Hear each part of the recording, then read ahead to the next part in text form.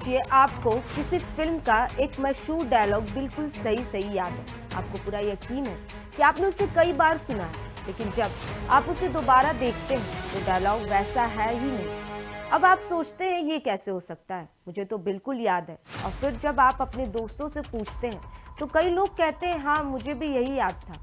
तो क्या हो रहा है? क्या लाखों लोगों की याददाश्त एक साथ गलत हो सकती है, या फिर हम जिस रियलिटी को जानते हैं उसमें ही कोई बदलाव हो गया?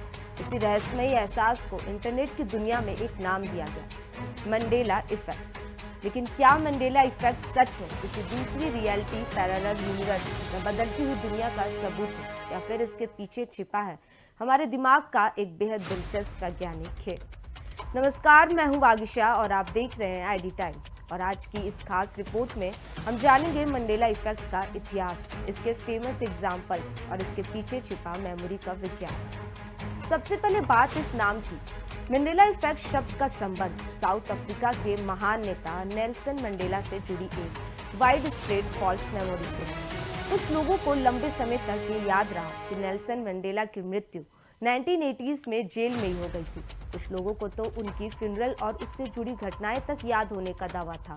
लेकिन वास्तविकता यह थी कि नेल्सन मंडेला जेल से बाहर आए, दक्षिण अफ्रीका के राष्ट्रपति बने और उनकी मृत्यु 2013 में हुई। इसी तरह के शेयर्ड फॉल्स मेमोरीज को बाद में मंडेला इफेक्ट का जानने लगा। इस टर्म को फियोना ब्रूम ने 2009 के आसपास पॉपुलराइज किया था और इसके बाद इंटरनेट के ऐसे हजारों एग्जाम्पल सामने आने लगे। लेकिन सवाल है, दिमाग ऐसा करता क्यों? यहाँ से शुरू होती है असली साइंस।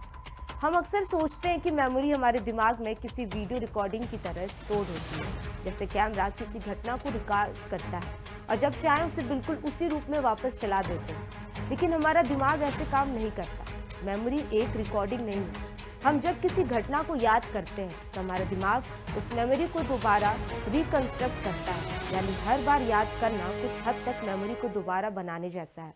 और इसी प्रोसेस में छोटी छोटी गलतियां शामिल हो सकती हैं। मान लीजिए आपने कई साल पहले कोई लोगो देखा, आपको उसका पूरा डिजाइन याद नहीं, लेकिन उसका ओवरऑल शेप याद है। समय बीतता है, आप वही लोगो कई बार अलग अलग जगहों पर देखते हैं, किसी दोस्त से उसके बारे में बात करते हैं, इंटरनेट पर कोई गलत वर्जन देख लेते हैं और धीरे धीरे आपका ब्रेन उस इंफॉर्मेशन को आपकी एक्साइटिंग मेमोरी के साथ मिला सकता है। तो जब आप कई साल बाद उस चीज को याद करते हैं तो आपको अपने वर्जन पर पूरा भरोसा हो सकता है, यानी गलत मेमोरी भी है, हमें बिल्कुल सही महसूस हो सकती है। और यही मंडेला इफेक्ट को इतना फैसिनेटिंग बनाता है। मंडेला इफेक्ट का एक फेमस एग्जाम्पल है बच्चों की किताबों की सीरीज द बेरिस्टीन बेरीज। कई लोगों को इसका नाम बेरिस्टाइन बियर्स याद रहता है, लेकिन ऑफिशियल स्पेलिंग है बेरिस्टीन बियर्स। अब सवाल है, इतने लोगों को बेरिस्टीन क्यों याद रहता है? इसके पीछे कोई सुपरनैचुरल एक्सप्लेनेशन जरूरी नहीं। अंग्रेजी में स्टाइन एक फैमिलियर स्पेलिंग है, इसलिए दिमाग किसी अनफैमिलियर स्पेलिंग को अपने लिए ज्यादा फैमिलियर पैटर्न के साथ याद कर सकता है। यह मेमोरी और पैटर्न रिकॉग्नाइजेशन का इंट्रैक्शन का एक अच्छा उदाहरण हो सकता है। एक और पॉपुलर एग्जाम्पल है मोनोपोली का कैरेक्टर। कई लोगों को लगता है कि मोनोपोली मैन के चेहरे पर मोनोकोल यानी एक आग पर लगने वाला छोटा चश्मा होता है, लेकिन ऑफिशियल कैरेक्टर डिजाइन में ऐसा मोनोकोल नहीं है। फिर इतनी बड़ी संख्या में लोगों को मोनोकोल क्यों याद आता है? शायद क्योंकि हमारा ब्रेन एक पुराने फैशन वेल्दी जेंटलमैन की फैमिलियर इमेज को दूसरे फिक्शनल कैरेक्टर्स के फीचर्स के साथ जोड़ देता है। टॉप हैट, सूट, मूंछ और फिर दिमाग में एक मोनोकोल भी जुड़ जाता है, यानी मेमोरी कभी कभी अलग अलग चीजों के फीचर्स को जोड़ देती है। मंडेला इफेक्ट के सबसे एक्सटेंडिंग एग्जाम्पल्स में से जुड़े हैं। लोग कई बार किसी डायलॉग को उसी तरीके से याद करते हैं जिस तरीके से वह इंटरनेट मीम्स या पॉपुलर कल्चर में रिपीट हुआ।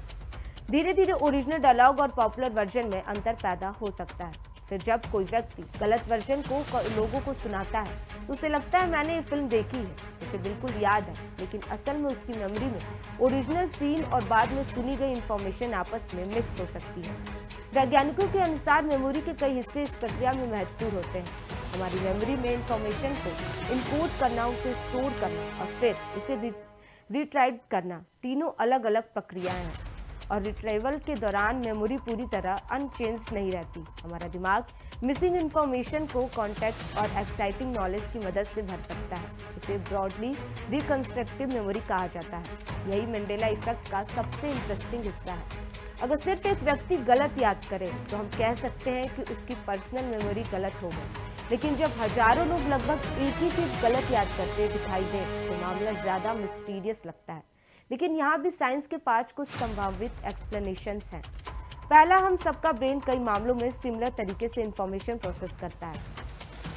दूसरा, हम सब एक ही कल्चर, मूवीज, एडवर्टीजमेंट्स, मीम्स और इंटरनेट कंटेंट देखते हैं। तीसरा, जब कोई गलत इंफॉर्मेशन बहुत लोगों के बीच सर्कुलेट होती है तो सोशल रिफॉर्मेशन को मेमोरी को और मजबूत महसूस करा सकता है। यानी एक ही गलत चीज बार बार सुनना उसे सही जैसा महसूस करा सकता है। आज से कई दशक पहले अगर किसी व्यक्ति को कोई चीज गलत याद होती तो वह शायद अपने परिवार या दोस्तों से ही पूछता, लेकिन आज आप गूगल या सोशल मीडिया पर एक सवाल लिखते हैं, क्या आपको भी ऐसा याद है, और तुरंत हजारों कमेंट्स दिखाई देते हैं। अगर 10,000 लोग लिख दें हाँ मुझे भी यही याद है, तो हमें लग सकता है कि यह इम्पॉसिबल है कि इतने लोग गलत हैं। लेकिन यहाँ एक इम्पॉर्टेंट पॉइंट है, जो लोग उस फॉल्स मेमोरी को शेयर करते हैं वे ऑनलाइन डिस्कशन में ज़्यादा दिखाई दे सकते हैं। जो लोग कहते हैं नहीं मुझे तो ओरिजिनल ही याद है, वे शायद उस डिस्कशन में आते ही नहीं। इसलिए इंटरनेट पर दिखाई देने वाली एग्रीमेंट हमेशा पूरी पॉपुलेशन का एक्यूरेट रिप्रेजेंटेशन नहीं होती। साइकोलॉजिस्ट ने इस तरह की शेयर्ड फॉल्स मेमोरी का अध्ययन किया। कुछ रिसर्च में पाया गया कि अलग अलग लोग कभी कभी किसी इमेज या सिंबल की एक जैसी गलत वर्जन याद कर सकते हैं। इसका मतलब ये नहीं कि उनकी मेमोरी किसी दूसरी यूनिवर्स से कनेक्ट हो गई, बल्कि इससे पता चलता है कि इंसानी दिमाग कुछ इंफॉर्मेशन को सिमिलर पैटर्न्स के आधार पर रिकंस्ट्रक्ट कर सकता है। यानी हमारी गलतियां भी कभी कभी प्रेडिक्टेबल हो सकती हैं, और यही बात इस फिनोमिनियम को साइंटिफिकली इंटरेस्टिंग बनाती है। अब आता है सबसे बड़ा सवाल, क्या इसका मतलब है कि हम किसी दूसरी टाइमलाइन में चले गए हैं? क्या कोई पैरेलल यूनिवर्स था जहां चीजें अलग थी? क्या रियलिटी बदल गई? इंटरनेट पे ऐसी थ्योरीज काफी पॉपुलर हैं। कुछ लोग दावा करते हैं कि मंडेला इफेक्ट इस बात का एविडेंस है कि हम किसी अल्टरनेट रियलिटी में शिफ्ट हो गए, लेकिन आज तक इसका कोई वैज्ञानिक प्रमाण नहीं है। किसी व्यक्ति को किसी घटना की अलग मेमोरी होना अपने आप में पैरेलल यूनिवर्स का एविडेंस नहीं बन जाता। साइंस में किसी एक्स्ट्रा ऑर्डिनरी क्लेम के लिए एक्स्ट्रा ऑर्डिनरी एविडेंस चाहिए, और मंडेला इफेक्ट के मामले में ऐसा रिलेबल एविडेंस अभी उपलब्ध नहीं है। इसका मतलब है ये नहीं कि हमारी सारी मेमोरीज झूठी हैं। हमारी मेमोरी रोज़मर्रा की ज़िंदगी में बेहद उपयोगी है, लेकिन मेमोरी परफेक्ट रिकॉर्डिंग सिस्टम नहीं है। किसी घटना का इमोशनल इम्पैक्ट, उसके बाद मिली इन्फॉर्मेशन, दूसरे लोगों की बातें, समय और एक्साइटिंग एक्सपेक्टेशन से ये इस बात को प्रभावित कर सकते हैं कि हम किसी घटना को बाद में कैसे याद करते हैं। इसलिए कभी कभी कॉन्फिडेंस और एक्यूरेसी एक ही चीज़ नहीं होती। आपको किसी मेमोरी पर 100% भरोसा हो सकता है और फिर भी वह मेमोरी पूरी तरह एक्यूरेट ना हो। सबसे रहस्यमय बात, मंडेला इफेक्ट हमें एक बहुत बड़ा सवाल पूछने पर मजबूर करता है। अगर हमारा दिमाग हमारी मेमोरीज को हर बार थोड़ा बहुत रिकंस्ट्रक्ट करता है, तो हम जिस पास्ट को याद करते हैं वह कितना बिल्कुल वैसा है जैसा वास्तव में हुआ था? क्या हमारी मेमोरीज हमारे अतीत की तस्वीर है, या अतीत ही हमारे दिमाग द्वारा बनाई गई इंटरप्रिटेशन? शायद सच्चाई दोनों के बीच कहीं है। तो अगली बार जब आपको पूरा यकीन हो कि नहीं ये तो बिल्कुल ऐसा ही था, तो एक बार रुक कर सोचिए। हो सकता है आपकी मेमोरी सही हो, लेकिन यह भी संभव है कि आपका ब्रेन किसी पुरानी इन्फॉर्मेशन को नई तरीके से रिकंस्ट्रक्ट कर रहा है।